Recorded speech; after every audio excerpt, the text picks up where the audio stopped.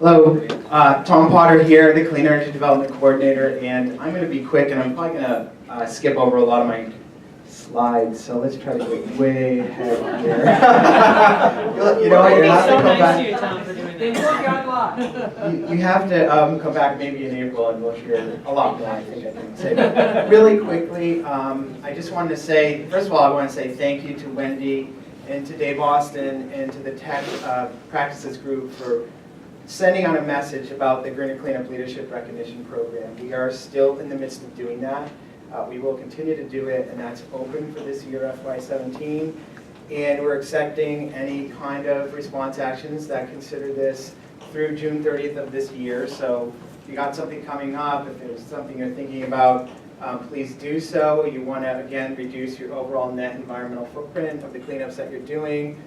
And we hope to be able to recognize those projects and those consultants that are doing such. So there's the dates. This information is available online, and you actually heard it from me when we did it was back in September when we did the awards then. So, but I just wanted to, again, recognize last year that these were some of the firms that were looking at reducing their overall footprint. Remember, looking at saving costs for their clients and reducing those footprints.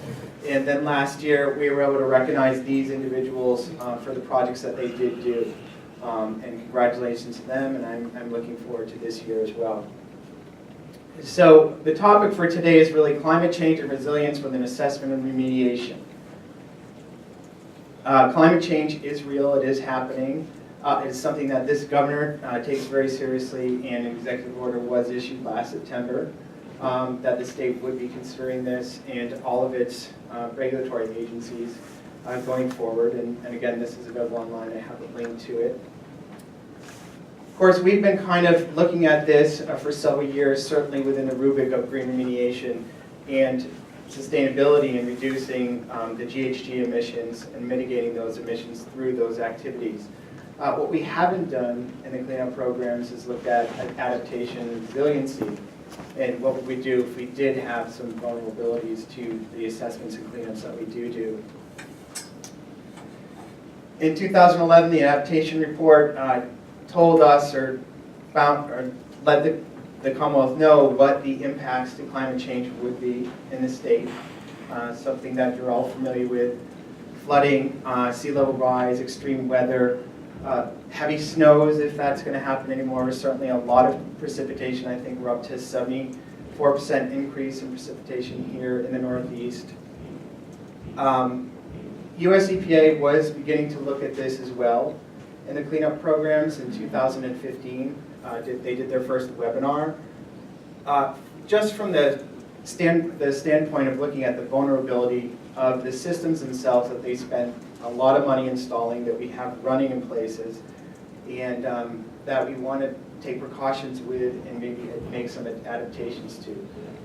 Through Hurricane Sandy, at least 2 significant Superfund sites were completely obliterated, basically, due to that extreme weather event. And so there's a lot of costs, and there's things that we might be able to consider to do. So what they did was a vulnerability assessment of the remedies within that agency, and they're working in each of the different regions and doing that. Region 1 is doing it as well. This is a chart that they put together, a matrix of where those what those impacts would be to what types of treatment systems, what were high, what were low.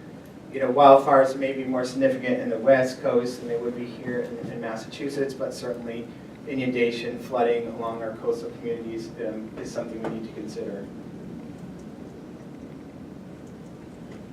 Again, we just began looking at this, looking at regulations and statutes, where this fits in, but really preliminarily looking at the vulnerability of what we do currently have in our sites.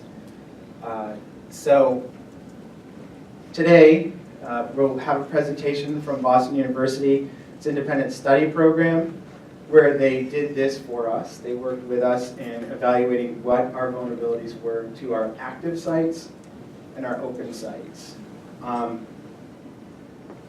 They basically, through the work that they did for us, they researched the issue and looked at all the resources that were available. They did the evaluation of where the vulnerabilities were and made some preliminary recommendations, and there probably could be more work there, certainly in the future, and what adaptation measures we could take.